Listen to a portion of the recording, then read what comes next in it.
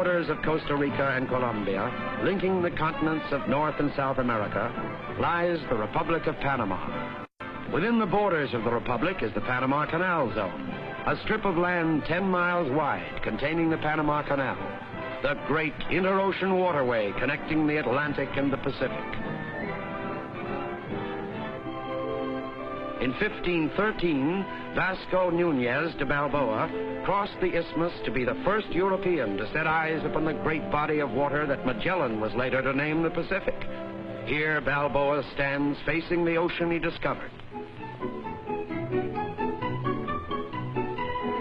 The ruins of Old Panama, one of the great historical landmarks of the Americas. All that remains of the city founded in 1519 by the Spanish governor Pedro Arias the Cruel. In 1671, the English freebooter Henry Morgan crossed the King's Bridge to attack the city and reduce it to a heap of smoldering rubble. 2 years later, the Spaniards rebuilt the city some 6 miles away from the old site, this time surrounding it with a huge seawall to protect it from attack.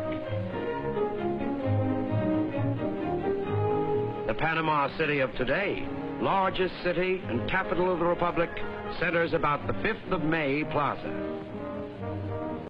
Facing Central Avenue, the city's main thoroughfare, is the National Palace, where important offices of the Panamanian government are located. How would you like to take a transcontinental train trip, and in less than an hour and a half?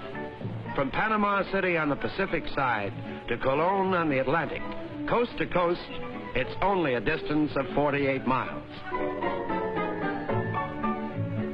Or if you prefer to drive, you can travel over the new Trans-Isthmian Highway built and maintained by the United States government.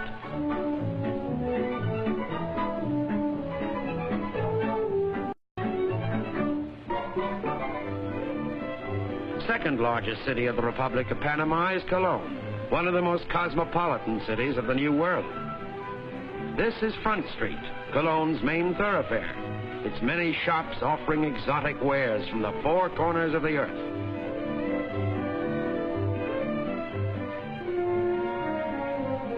Most of Panama is covered by dense jungle, and only a small portion of her land is under cultivation.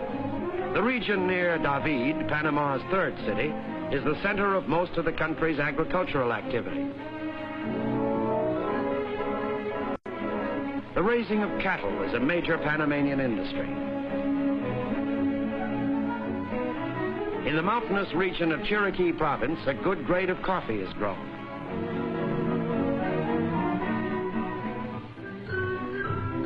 Coconuts are produced chiefly on the Atlantic seaboard.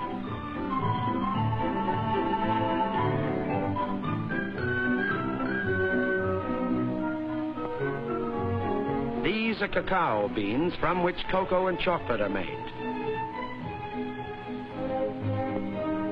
The country's most important crop, however, is bananas. Grown most extensively on the lowlands of the Pacific side, they constitute Panama's major export.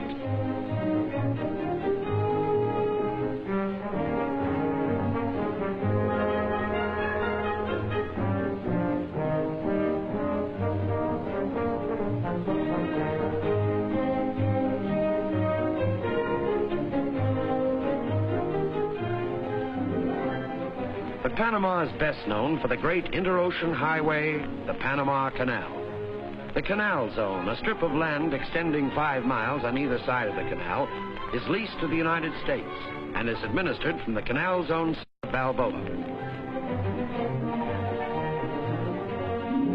As early as 1882, the French attempted to cut a canal through the Panamanian Isthmus. But disease and the immensity of the undertaking forced them to abandon the attempt. The United States then took over the task, occupying the Canal Zone in 1904. 10 years later, in August of 1914, the Panama Canal was open to traffic. When crossing the Isthmus of Panama, a boat is lifted in 3 steps to the level of Gatun Lake, 85 feet above sea level, and then lowered in 3 steps to sea level again. Before we travel through the canal, let's look at the huge lock chambers in which our boat will be raised and lowered. This chamber is 1,000 feet long, 110 feet across, and 70 feet deep.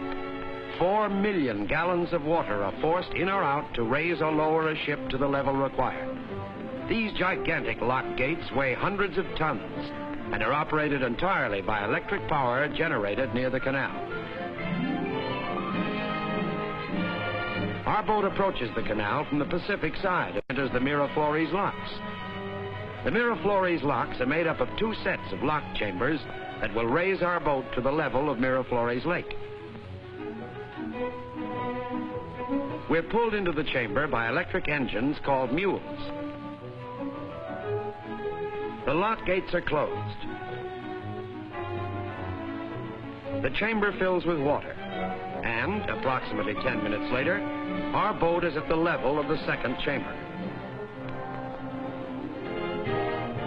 Again, the electric mules pull our ship forward. Water fills the chamber, and the lifting process is repeated.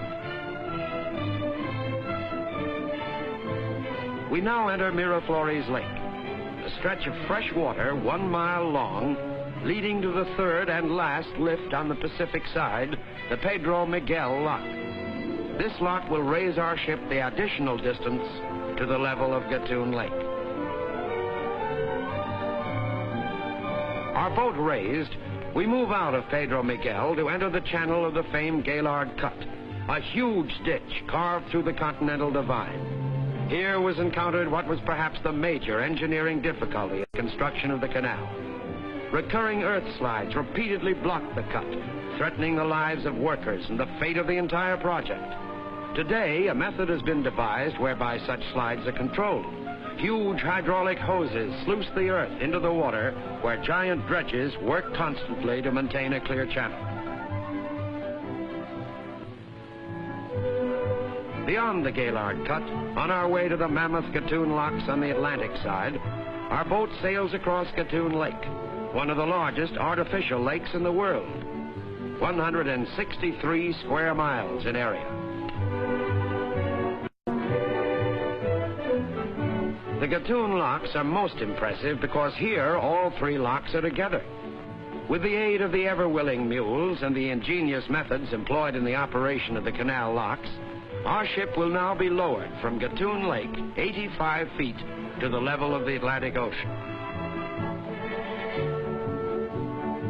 The port of Cristobal, the canal's own city on the Atlantic side. On the boundary between Cristobal and the Panamanian city of Colon fly the flags of the United States and the Republic of Panama, symbolizing the friendship that made the Panama Canal possible, opening to ships of all nations relief from the long haul around Cape Horn.